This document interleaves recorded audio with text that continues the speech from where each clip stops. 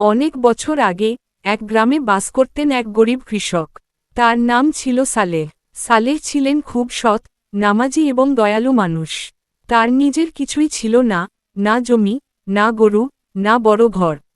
অন্যের জমিতে দিনমজুরের কাজ করে তিনি নিজের স্ত্রী ও দুটি ছেলেমেয়েকে নিয়ে কোনোরকমে জীবন চালাতেন। প্রতিদিন সকালে কাজে যেতেন, সন্ধ্যায় ফিরে আসতেন হাতে একটুখানি রোজগার ও সামান্য খাবার নিয়ে। একদিন সন্ধ্যায় কাজ থেকে ফিরে সালেহ দেখতে পেলেন তার স্ত্রী একটু আটা রেখে দুটো রুটি বানিয়েছেন, একটুকু নিজে খাওয়ার, আরেকটুকু সালেহের জন্য। সালেহ রুটি হাতে নিয়ে ঘরের পাশে বসলেন খেতে। ঠিক তখনই রাস্তা দিয়ে যাচ্ছিল এক অনাথ বালক, তার বয়স মাত্র 7-8 বছর। গায়ে ছেঁড়া কাপড়, মুখে ধুলো, চোখে ক্লান্তি। সে সালেহের দিকে তাকিয়ে চুপচাপ দাঁড়িয়ে থাকল। সালেহ বুঝলেন সে ক্ষুধার্ত।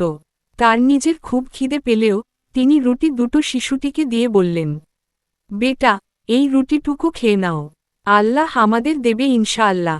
বালকটি কাঁদতে কাঁদতে সেই রুটি খেয়ে ফেলল, আর সালেহ শান্ত মনে আল্লাহর জিকির করতে করতে শুয়ে পড়লেন। রাতে ঘুমের মধ্যে সালেহ একটি স্বপ্ন দেখলেন। তিনি দেখতে পেলেন কিয়ামতের ময়দান বসেছে। অসংখ্য মানুষ দাঁড়িয়ে আছে, একে একে সবার আমলের হিসাব হচ্ছে। সালেহকে ডাকা হল। ফেরেশতারা তার জীবনভরের আমল নিয়ে দাঁড়িয়ে আছেন। তার ভালো কাজের পাল্লা খুব হালকা। সালেহ চিন্তিত হয়ে পড়লেন, ভাবলেন, আহারে, আমার তো তেমন কিছুই নেই, জান্নাত কি পাব না? ঠিক তখনই এক ফেরেশতা একটা ছোট কাগজের টুকরোর মতো কিছু একটা নিয়ে এলেন। সেটি ছিল একজন ক্ষুধার্ত শিশুকে দান করা রুটি।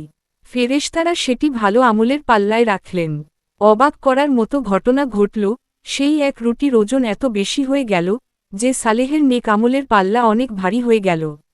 অন্য ফেরেশতা বললেন, হে সালেহ, তুমি নিজের ক্ষুধা ভুলে একজন অনাথকে রুটি খাইয়ে দিলে। আল্লাহ তা কবুল করেছেন এবং এই একটি কাজই তোমার জান্নাতের জন্য যথেষ্ট হয়েছে। সালেহ আনন্দে কেঁদে ফেললেন। তারপর তার ঘুম ভেঙে যায়। সকালবেলা সালেহ নামাজ পড়ে দীর্ঘ সিজদায় পড়ে গেলেন। চোখে জল নিয়ে বললেন, হে আল্লাহ, আমি তোমার শুকরিয়া আদায় করছি। তুমি আমার সামান্য দানকে এত বড় বানিয়ে দিলে, আমি সত্যিই কিছুই না, সবই তোমার রহমত। সেদিন থেকেই সালেহ দান ও সহানুভূতির পথে আরও বেশি দৃঢ় হয়ে উঠলেন। তিনি জানতেন মানুষের চোখে ছোট যেটা, আল্লাহর দৃষ্টিতে সেটাই হতে পারে অনেক বড়। একটি সৎ নিয়ত ও ছোট দানও আল্লাহর কাছে বিশাল প্রতিদান লাভ করতে পারে।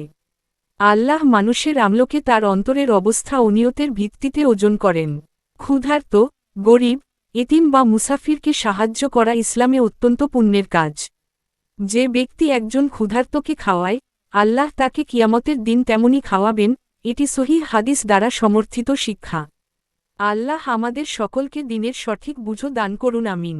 এরকম আরও ভিডিও পেতে আমাদের চ্যানেলটি সাবস্ক্রাইব করে আমাদের সাথে থাকুন। ধন্যবাদ সকলকে।